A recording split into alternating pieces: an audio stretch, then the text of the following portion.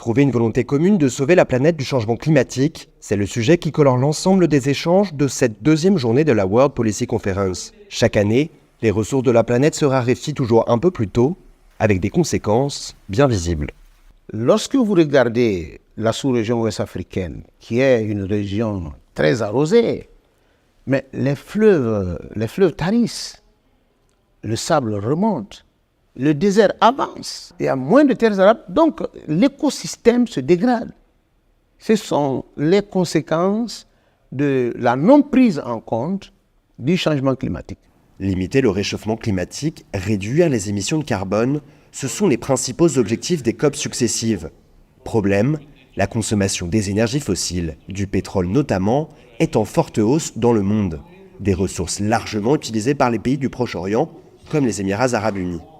Ils ont un coût de production des hydrocarbures qui est parmi les plus bas au monde. Les autres producteurs devront réduire leurs investissements, leur production, et eux continueront de produire parce qu'en fait, ils sont les plus performants. Et donc, ils ont une performance économique et maintenant, ils vont essayer de développer une performance environnementale. Ça veut dire donc réduire au maximum l'empreinte carbone de leurs hydrocarbures. Continuer à produire et à vendre des énergies fossiles au monde entier, les Émirats arabes unis l'assument.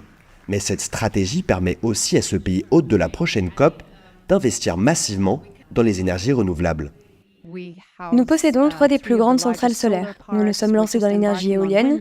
Nous avons également des centrales nucléaires. Nous nous sommes vraiment diversifiés. Et aujourd'hui, plus de 70% de notre PIB n'est plus basé sur le pétrole.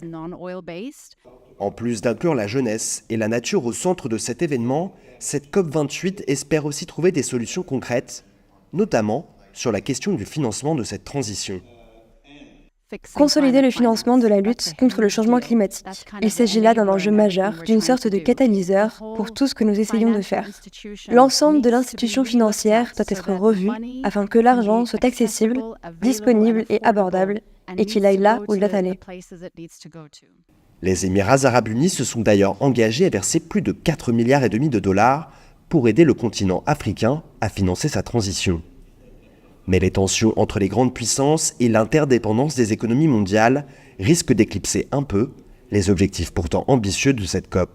C'est une situation très tendue dans laquelle il est difficile de se coordonner par rapport à ces défis communs auxquels nous sommes confrontés, à commencer par le changement climatique. Il faut donner la priorité à avancer, à réaliser des investissements importants. Et puis si ça doit s'accompagner de mesures un peu restrictives pour permettre ces investissements, pour les rendre possibles, je crois qu'il vaut mieux des investissements avec des clauses problématiques que pas d'investissement du tout, étant donné l'urgence de la transition climatique.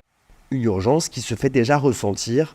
On estime qu'environ 3 milliards d'individus sont déjà très vulnérables au changement climatique.